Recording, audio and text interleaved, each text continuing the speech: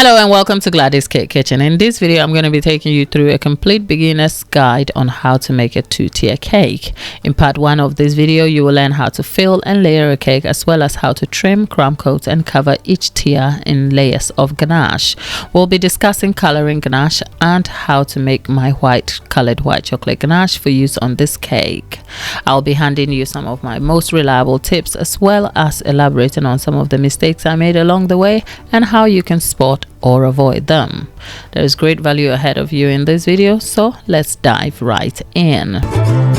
For this two-tier cake, I have a 7-inch base and a 5-inch top to serve 45. Starting with the bottom tier made up of 5 layers of vanilla sponge, the cakes are to be filled with French buttercream and stacked together. The recipes for both cake and buttercream are linked for you in the description box. To fill the cake, a generous amount of buttercream is put on a layer of cake and spread over using an offset spatula dipped in hot water. The spatula is held at an angle while spinning the turntable. The aim is to smooth the buttercream out for a level top. Buttercream serves to hold the cake layers together whilst adding taste, and as each layer of cake is placed on top of the other, the layers are checked for alignment. After the third layer of cake is done, any excess buttercream is cleaned and the top of the cake is pressed down slightly. A middle dowel is measured for the height of the cake and cut to size. Then a 5-inch card is used to mark the top of the cake for where the dowels will be placed. The dowels and the card on top of the first 3 layers will take the weight of the next 2 layers. This will also be helpful for when the cake is eventually tiered. 4 additional dowels cut to the height of the cake are inserted and the cake card placed on top. The next 2 layers of cake are placed following the same process of adding buttercream between the layers before a final layer of cake is placed. While filling and layering the cake, any buttercream hanging out on the cake layers is scraped by first using an offset spatula, then followed by a scraper. The scraper at this point is used to check for alignment by moving it around the cake layers. If the layers are aligned correctly, the scraper should move seamlessly around the cake, and if not, the layers are shifted into shape and checked again. Note, a right angle ruler can be used in place of a scraper. The bottom tier of our cake is done, and next is the top tier. For this, I have a 5-inch red velvet cake made up of 3 layers. Following the same steps for filling the bottom tier, this 3-layered cake is filled and stacked. I have a detailed tutorial on how to level your cake 2 ways, as well as how to fill your cake 3 ways. This video will give you some more information on how to prep your cake before filling. For convenience, these videos are linked below and a card linked up here for you too. Our 5-inch cake is filled, and after observing for alignment at eye level, the cake is set to chill for up to 30 minutes. After the cakes are set in the fridge to firm up, both cakes are brought out to be trimmed. I have a whole sit-down video on the subject of trimming linked below for you, but to summarize, trimming helps to leave an even surface and produces a clean slice when the cake is cut into. This is my simple best practice that I encourage here on this channel, but if you catch me on Caking It with Gladys, where I give you more in-depth information about these cakes that are created as tutorials, you will learn the real reason behind why I trim my cakes. Trimming done, I'll be back to crumb coat next. Time to crumb coat, and a thin layer of ganache is applied on the 7-inch cake to seal in the crumbs. The pink ganache used here was left over from a cake earlier. The 5-inch cake is also crumb coated, and both cakes are now set aside in the fridge to chill for up to 15 minutes before the next stage.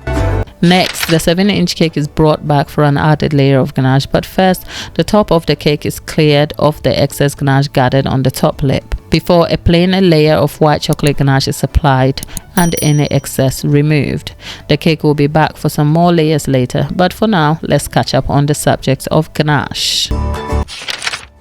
I'll be showing you how to color regular white chocolate to look white for use as shown on this cake here, but before that, here's a few things to note. For most of my cakes, I prefer to use ganache for a sturdier solid cake. My go-to recipe is made from white chocolate, which is easy to make and versatile to use. Coloring ganache is very easy, and over here I have some pink white chocolate ganache that I am going to be adding some more pink color for a deeper tone of pink. My preferred brand of food coloring is Color Mill and occasionally Pro Gel. A drop goes a long way, and for more details on how I make, use and color my ganache, I have a shorts series linked for you to check out.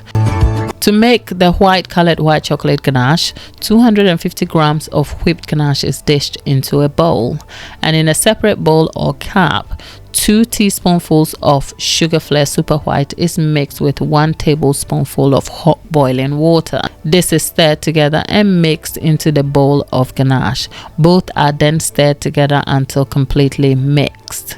In recent times though, I have found stirring the ganache with an immersion blender helps the consistency, and adding a little purple cancels out bits of the yellow tones. With our white colored white chocolate ganache done and set aside, the cakes are brought back for some added layers of pink ganache for a polished look. Our 7-inch cake sees a touch of pink spread over and around it, and any excess removed, and same is done for the 5-inch too. While at it, a few tips to help you achieve a level tiered cake. These may apply to any cake where necessary. To ensure a steady straight standing cake, observe and follow your simple steps diligently, as I did by observing the cake layers carefully and using simple tools such as the scraper and right angle ruler to check for alignment.